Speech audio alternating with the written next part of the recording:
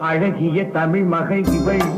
இரு விழிகளில் எழுதிய மடல் மெல்ல மொழிவது உறவெனும் குரல் படித்தால் ரசிக்கும் கனி போல் இனிக்கும்